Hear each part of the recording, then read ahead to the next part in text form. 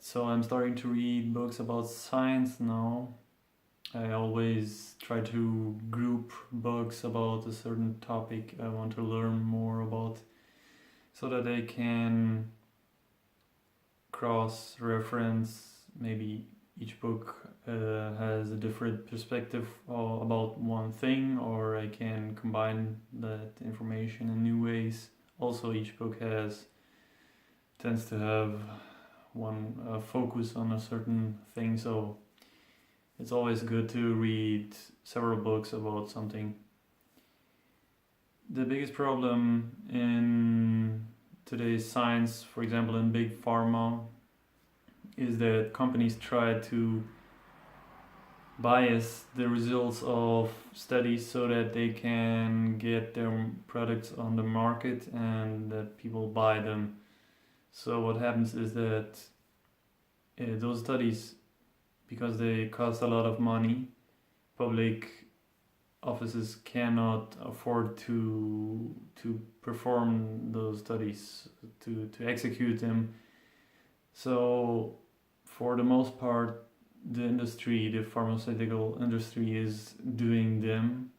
Whenever they have a new drug, they need to perform several studies first before they can launch the product to the market. So what happens often is that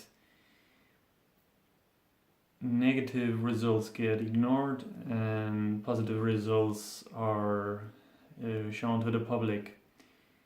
Sometimes they even replicate one study and publish several papers so that it seems like there's more research backing up their product.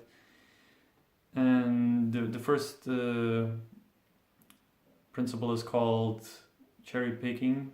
You may have heard that, where basically you pick the evidence which supports your claim and you ignore the evidence which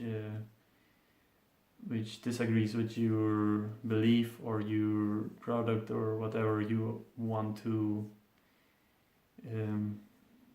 whatever you are convinced of or you want to launch to the market. Then studies need to have placebo control, because if they don't, then basically you cannot know if the drug has an actual effect or if it is just a placebo effect. Trials need to be randomized because and studies need to specify what kind of randomization they use, because otherwise individuals may influence. There's the possibility that an individual or that a study with an unclear randomization overstates the efficiency of the treatment by 30%. That's a big number. So because there are some individuals who probably will always create problems. They are what doctors call herd sinks individuals, who basically always have some trouble. They think that they never get well, and so it's less probable that a drug will have any effect on them. And that's why studies need to be randomized. Each group of individuals has to be selected in a random order. Then studies should be blinded, because there are first two groups of people: the individuals who participate in the placebo group, and then the other group gets tested with the actual treatment. So those individuals obviously don't know which group they are in, but if participants in the study, for example doctors, know which group is which, then perhaps consciously or unconsciously they will transmit that knowledge to those individuals and therefore have an impact on the results. So they shouldn't know it. Participants shouldn't have any knowledge about the study, and that process is called blinding. So trials need to be blinded so that individuals don't know, participants don't know which individual is participating in which group.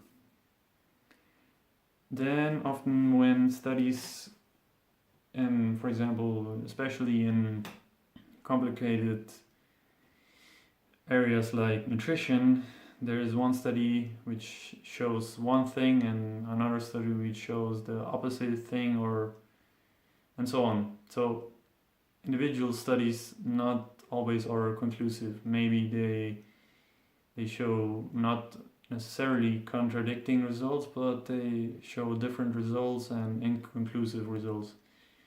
What happens then is that often meta studies about studies, basically where you combine 10 or 20 or thousands of studies and analyze them, then often patterns emerge, because then you have much more data and you can basically recognize patterns which are not visible in individual studies.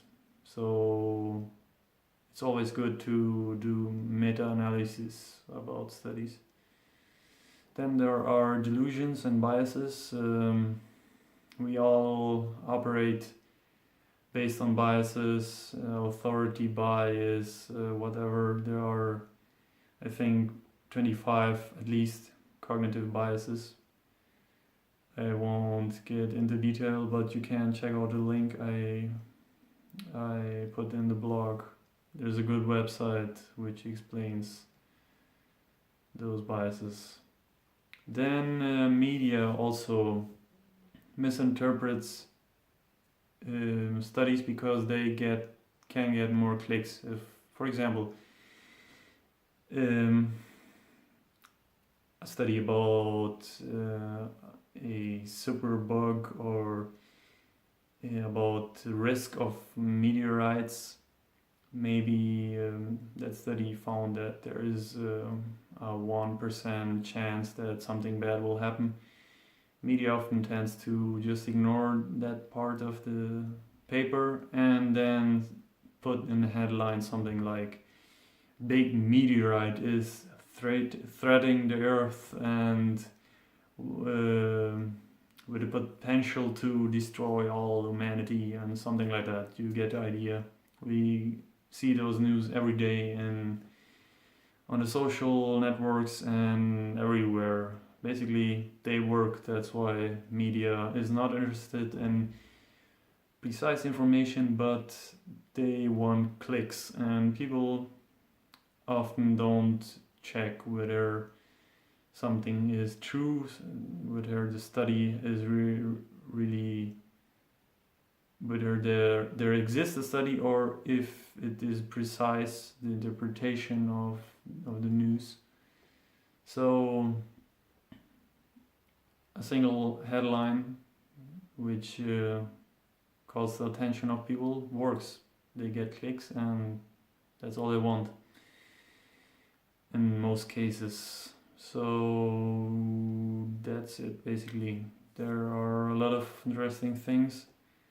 Most of them I already knew, but because I am very interested in those things, I did a lot of investigation before. But for people new to the topic, this book is very good. So check it out. See you in the next video.